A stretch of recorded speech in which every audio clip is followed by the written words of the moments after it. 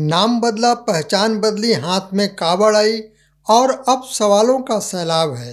नमस्कार, मैं आर्यन सिंह, आप देख रहे हैं न्यू डंका। न्यू डंका में आपका स्वागत है। दोस्तों, आज सिर्फ इतना ही नहीं कि शहजाद से शंकर और रजिया से सावित्री बने, इस दंपति ने सनातन धर्म क्यों अपनाया? असली सवाल यह है कि उनकी यह धार्मिक यात्रा आज राजनीतिक और सार्वजनिक बहस का मुद्दा क्यों बन गई है। हरिद्वार से गंगा जल लेकर शिवरात्रि पर अपने जन्म स्थान में जलाभिषेक करने निकला यह दंपति एक ऐसी बहस के केंद्र में आ गया जिसमें आस्था भी है, पहचान भी है, पूर्वजों की संस्कृति का दावा भी है और राजनीति का बेहद संवेदनशील सवाल भी है। एक तरफ कहा जा रहा है कि यह व्यक्ति की अपनी श्रद्धा और धार्मिक स्वतंत्रता है, दूसरी तरफ सवाल उठ रहे हैं क्या धर्म और पहचान को राजनीतिक संदेश में बदला जा रहा है। और यहीं से कहानी सिर्फ एक कांवड़ यात्रा की नहीं रह जाती, क्योंकि भारत में धर्म सिर्फ पूजा का विषय नहीं है, यह पहचान है, संस्कृति है, भावना है और कई बार सत्ता की राजनीति का सबसे प्रभावशाली हथियार भी। दोस्तों, शहजाद से शंकर और रजिया से सावित्री बने इस दंपति ने हरिद्वार से गंगा जल उठाया। दावा है कि वे अपनी जन्मभूमि में शिवरात्रि के दिन भगवान शिव का जलाभिषेक करेंगे। लेकिन ठहरिए, यह सिर्फ दो लोगों की कांवड़ यात्रा की कहानी नहीं है। यह कहानी उस भारत की है जहां धर्म निजी आस्था भी है, पहचान भी है और संस्कृति भी है और राजनीति के लिए सबसे संवेदनशील मुद्दे में से एक भी है। सवाल सीधा है, क्या सिर्फ आस्था है? क्या यह अपनी धार्मिक पहचान चुनने की स्वतंत्रता है या फिर इस पूरे घटनाक्रम को राजनीतिक और सांस्कृतिक संदेश में बदल दिया गया है? और अगर यह निजी आस्था है तो क्या किसी व्यक्ति को अपनी पसंद या धर्म और पूजा पद्धति चुनने का पूरा अधिकार नहीं होना चाहिए? लेकिन अगर यह राजनीति है तो फिर सवाल भी उठेगा कि क्या धार्मिक पहचान को चुनावी और वैचारिक हथियार बनाना सही है? यही है आज की पूरी कहानी। आखिर हुआ क्या? दोस्तों, हरिद्वार के चंडी घाट स्थित ब्रह्म कुंड से इस दंपति ने वैदिक मंत्रोच्चार और विधि विधान के साथ कावड़ उठाई। बताया गया कि शंकर और सावित्री इससे पहले भी इसी श्रावण मास में कावड़ यात्रा कर चुके हैं। 1 अगस्त को एक्स मुस्लिम कावड़ यात्रा में शामिल हुए, हरिद्वार से गंगा जल लिया और 3 अगस्त को गाजियाबाद पहुंचकर भगवान शिव का जलाभिषेक किया। अब दूसरी बार वे कावड़ लेकर अपनी जन्मभूमि की तरफ रवाना हुए हैं। संतों का आशीर्वाद दिया, वैदिक रीति से जल पूजन कराया गया, यानी पूरा घटनाक्रम धार्मिक अनुष्ठान के रूप में सामने आया। लेकिन इसके बाद कहानी धर्म से निकलकर सार्वजनिक विमर्श में प्रवेश कर चुकी है। क्यों? क्योंकि शंकर और सावित्री की पहचान पहले कुछ और थी, अब वे अपनी धार्मिक पहचान को सार्वजनिक रूप से स्वीकार कर रहे हैं और यहीं से राजनीति की एंट्री होती है। दोस्तों, क्या धर्म बदलना अपराध है?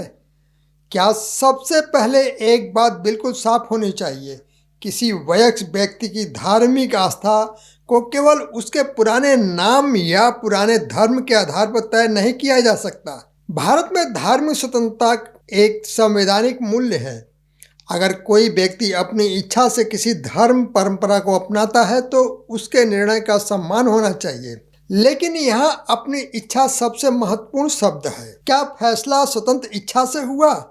क्या कोई दबाव था? क्या कोई लालच था? क्या कोई धमकी थी?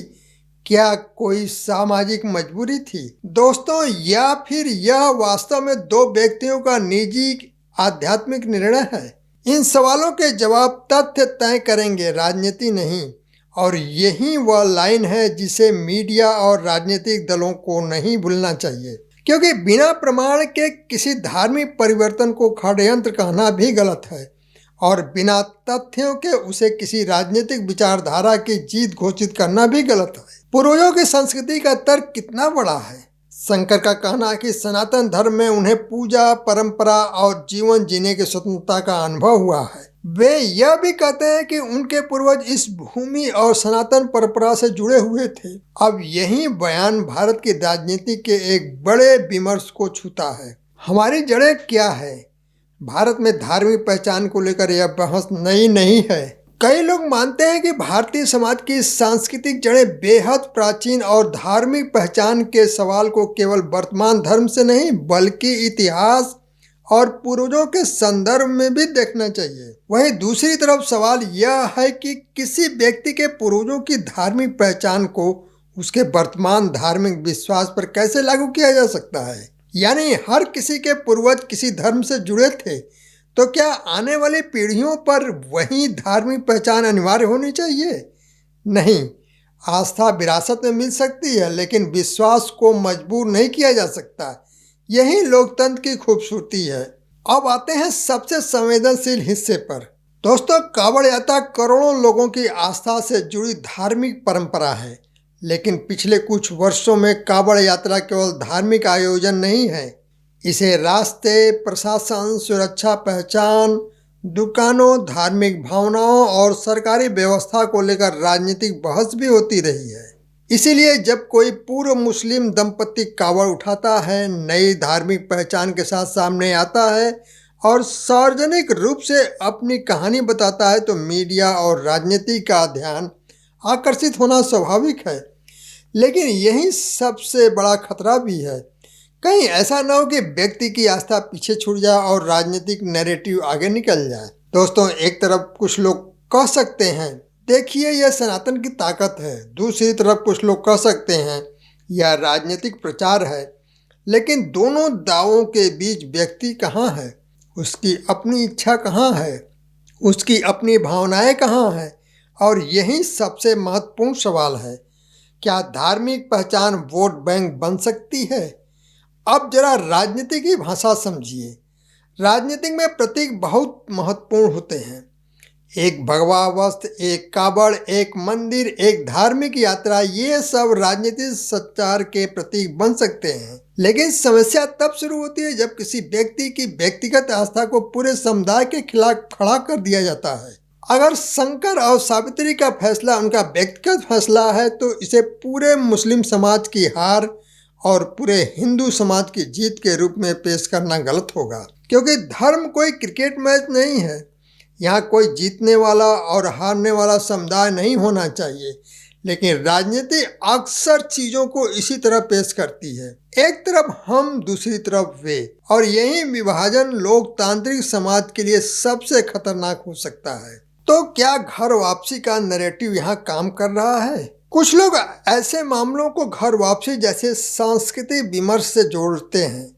उनका तर्क है, यदि कोई व्यक्ति अपनी कथित सांस्कृतिक जड़ों की तरफ लौटना चाहता है तो उसे ऐसा करने की स्वतंत्रता होनी चाहिए। लेकिन दूसरी तरफ आलोचक कहते हैं कि घर वापसी जैसी भाषा अपने आप में एक राजनीतिक संदेश पैदा करती है। अब सवाल उठता है, अगर कोई व्यक्ति एक धर्म छोड़कर दूसरे धर्म में जाता है तो क्या वह घर वापसी है? और अगर कोई दूसरा व्यक्ति दूसरे धर्म को छोड़कर पहले धर्म में जाता है तो क्या उसके लिए भी यही भाषा इस्तेमाल होगी? यहाँ भाषा महत्वपूर्ण है, क्योंकि शब्द केवल सूचना नहीं देते, वे नैरेटिव बनाते हैं और राजनीति नैरेटिव से चलती है। दोस्तों, इसमें संतों की भूमिका क्या होनी चाहिए? सबसे महत्वपूर्ण बात, इस पूरे मामले में संतों ने कहा कि सनातन धर्म किसी पर बलपूर्वक मत परिवर्तन का समर्थन नहीं करता और जो व्यक्ति अपनी श्रद्धा और स्वतंत्र इच्छा से सनातन मार्ग अपनाता है उसका सम्मान होना चाहिए। दोस्तों, धर्म का प्रचार और धार्मिक दबाव दो अलग अलग चीज़ें हैं। किसी व्यक्ति को अपनी आस्था बताने का अधिकार है, लेकिन दूसरे व्यक्ति पर दबाव डालने का अधिकार किसी को नहीं है। यही संतुलन धार्मिक स्वतंत्रता की बुनियाद है। इसीलिए अगर शंकर और सावित्री का निर्णय वास्तव में स्वतंत्र है तो उसका सम्मान होना चाहिए, और अगर कोई कानूनी सवाल है तो उसका जवाब कानून और प्रमाण से होना चाहिए। राजनीतिक दल इस कहानी से क्या हासिल करना चाहते हैं? दोस्तों, यही सबसे बड़ा राजनीतिक सवाल है, क्योंकि धार्मिक पहचान का मुद्दा भावनात्मक होता है और भावनात्मक मुद्दे राजनीति में बहुत तेजी से फैलते हैं। सोशल मीडिया पर एक तस्वीर आती है, हाथ में कावड़, भगवा वस्त्र, नया नाम, और देखते ही देखते पूरी कहानी एक राजनीतिक बहस में बदल सकती है। लेकिन हमें पूछना चाहिए, क्या हमें व्यक्ति की कहानी समझनी है या सिर्फ अपने अपने राजनीतिक खेमे की पुष्टि करने वाली तस्वीर चाहिए? अगर आप पहले से तय कर चुके हैं कि यह सनातन की जीत है, तो आप व्यक्ति के बाकी सवाल नहीं सुनेंगे। अगर आपने पहले से तय कर लिया है कि राजनीतिक प्रचार है, तो शायद आप उसकी व्यक्तिगत आस्था को भी नज़रअंदाज कर देंगे। इसीलिए पत्रकारिता का काम पद चुनना नहीं, सवाल पूछना है। दोस्तों, सबसे बड़ा सवाल क्या भारत धार्मिक पहचान से ऊपर उठ सकता है? भारत की असली परीक्षा यही है। यह देश मंदिर भी देखता है, मस्जिद भी देखता है, गुरुद्वारा भी देखता है, चर्च भी देखता है और अलग अलग आस्थाओं के करोड़ों लोगों को एक लोकतांत्रिक व्यवस्था के साथ लेकर चलता है। इसीलिए शंकर और सावित्री की कहानी को देखकर हमें सिर्फ यह नहीं पूछना चाहिए कि उन्होंने धर्म क्यों बदला, हमें यह भी पूछना चाहिए, क्या भारत में हर व्यक्ति को अपनी आस्था चुनने की स्वतंत्रता है? क्या परिवार और समाज उस स्वतंत्रता का सम्मान करते हैं? क्या राजनीतिक दल उस स्वतंत्रता को वोट बैंक में बदलने से बचेंगे? और क्या मीडिया व्यक्ति की कहानी को सनसनी के बजाय तथ्य के साथ प्रस्तुत करेगा? दोस्तों, अब आखिरी बात बेहद साफ शब्दों में, अगर शंकर और सावित्री ने अपनी स्वतंत्र इच्छा से सनातन धर्म अपनाया है, तो उनकी आस्था का सम्मान होना चाहिए। अगर कोई व्यक्ति अपनी इच्छा से कावड़ उठाकर भगवान शिव का जलाभिषेक करता है, तो उसके धार्मिक अधिकार का सम्मान होना चाहिए। लेकिन किसी व्यक्ति के धार्मिक निर्णय को किसी पूरे समुदाय के खिलाफ नफरत का हथियार बनाना स्वीकार नहीं किया जा सकता। और दूसरी तरफ केवल इसीलिए कि किसी व्यक्ति की पुरानी पहचान अलग थी, उसकी नई धार्मिक आस्था को खारिज करना भी उचित नहीं है। धर्म व्यक्ति का विश्वास है, राजनीति का पोस्टर नहीं। लेकिन जब धर्म राजनीति के मंच पर आता है, तब सवाल उठेगा, कड़े सवाल उठेंगे। तब सवाल उठेंगे, कड़े सवाल उठेंगे, क्योंकि लोकतंत्र में किसी भी धार्मिक पहचान को आलोचना से ऊपर नहीं रखा जा सकता है और किसी व्यक्ति की व्यक्तिगत आस्था को भी राजनीतिक दलों की संपत्ति नहीं बनाया जा सकता। शंकर और सावित्री की कावड़ यात्रा इसीलिए महत्वपूर्ण है क्योंकि यह हमें एक बहुत बड़ा सवाल देती है, क्या भारत में व्यक्ति पहले नागरिक है या पहले किसी धर्म का प्रतिनिधि? अगर जवाब है पहले नागरिक, तो फिर उसकी आस्था का सम्मान भी होना चाहिए और उसकी स्वतंत्रता का भी। लेकिन साथ ही यह जिम्मेदारी भी होनी चाहिए कि उसकी आस्था के नाम पर किसी दूसरे समुदाय के खिलाफ नफरत न फैले। तो आखिर इस पूरी कहानी का निष्कर्ष क्या है? दोस्तों, नाम बदला, पहचान बदली, आस्था बदली, लेकिन सवाल वही है कि क्या यह फैसला पूरी तरह व्यक्तिगत है या इसके पीछे कोई बड़ा सामाजिक और राजनीतिक संदेश भी छिपा है। अगर यह आस्था है तो इसका सम्मान होना चाहिए, अगर यह स्वतंत्र इच्छा है तो उसकी रक्षा होनी चाहिए। लेकिन अगर इसे राजनीति का हथियार बनाया जा रहा है तो सवाल पूछना भी जरूरी है, क्योंकि धर्म किसी की निजी आस्था हो सकता है लेकिन नफरत फैलाने का लाइसेंस नहीं। दोस्तों, एक बात यहाँ जरूर समझना है, कावड़ का जल शिव तक पहुँचे या राजनीति के गलियारों तक, फैसला जनता करेगी। लेकिन एक बात तय है, भारत में आस्था पर बहस हो सकती है, सवाल हो सकते हैं, मगर इंसान की स्वतंत्रता से बड़ा कोई राजनीतिक नैरेटिव नहीं हो सकता। दोस्तों, अगर आपको यह विश्लेषण पसंद आया हो तो इसे मित्रों के साथ साझा करें। ऐसे ही तथ्यपरक और गहन राजनीतिक विश्लेषण सुनने के लिए हमारे साथ जुड़े रहें। धन्यवाद।